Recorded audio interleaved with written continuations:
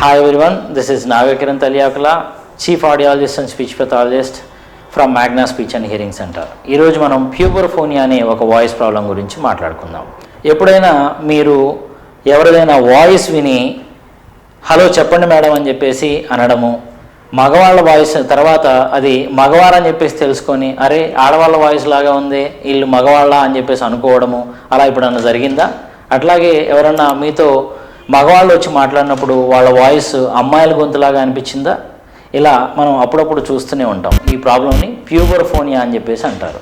ఇది ఎలా ఉంటుందంటే ఇది పురుషుల్లో మాత్రమే కనిపిస్తూ ఉంటుంది.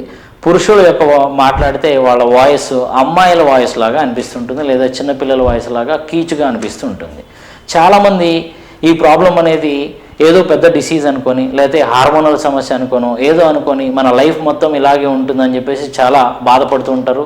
దీనివల్ల చాలా డిప్రెషన్కి గురి అవుతుంటారు. కానీ స్పీచ్ థెరపీ తీసుకోవడం వల్ల ఈ ప్రాబ్లంని 2 నుంచి 6 వారాల్లోనే సెట్ చేయొచ్చు. దీనివల్ల వాళ్ళకి చాలా ఆత్మవిశ్వాసం పెరుగుతుంది, వాళ్ళ కమ్యూనికేషన్ స్కిల్స్ మెరుగుపడతాయి.